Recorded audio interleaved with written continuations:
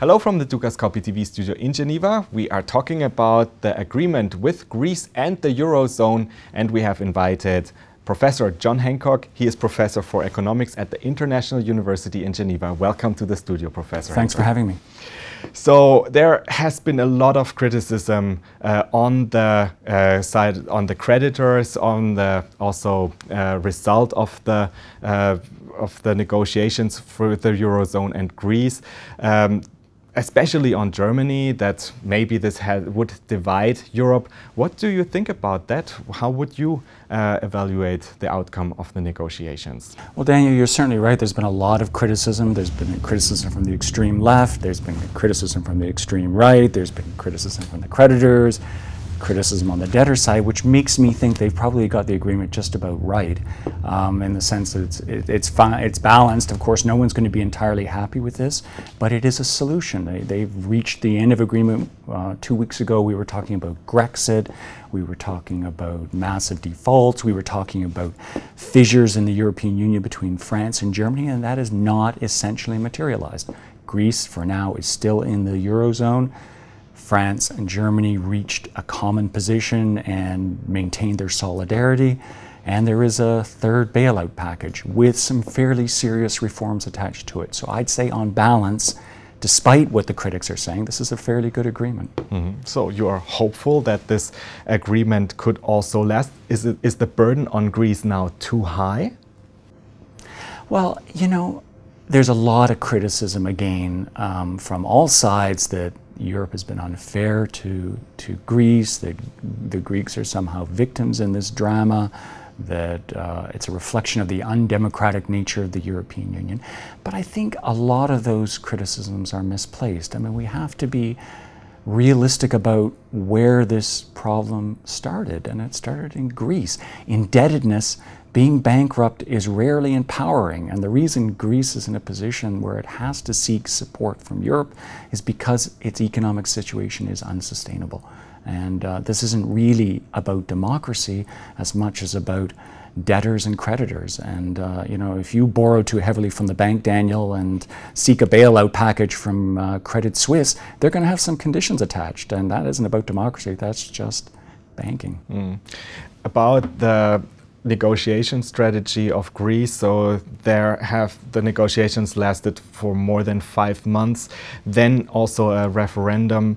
At the end, a package that might be worse than what the Greek government could have achieved 2 weeks ago.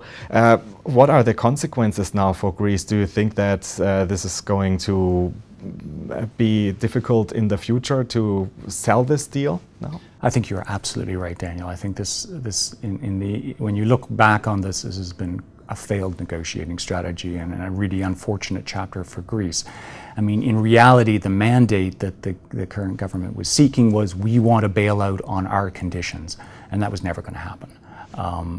The one good thing that might be said about this outcome is that the referendum had I'm hoping, and I think might prove to be the case, a cathartic effect. I mean, the Greek population spoke, they expressed their anger and their frustration. Their government, armed with this outcome, went to the creditors to try to carve out a better deal, and they failed. It's not like we're in a situation where politicians or media or populists in Greece could say, wow, you could have tried harder, or if only we had had a vote, we would have had a better deal. They pulled out all the stops and it failed. Mm-hmm. So it's not a closed or a signed deal yet, so the Greek government really has to deliver.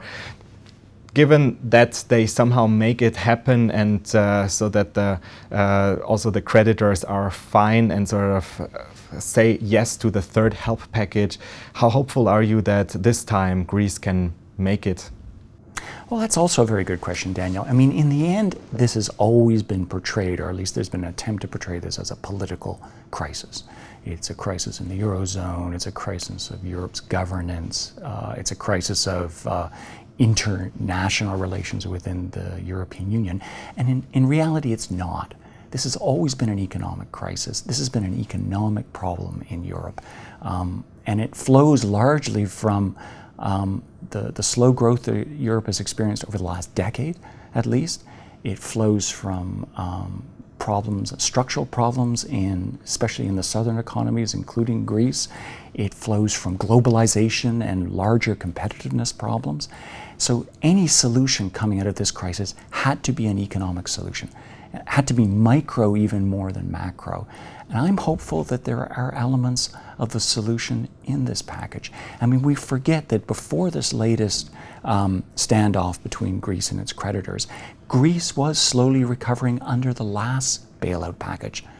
The Greek budget had moved into surplus.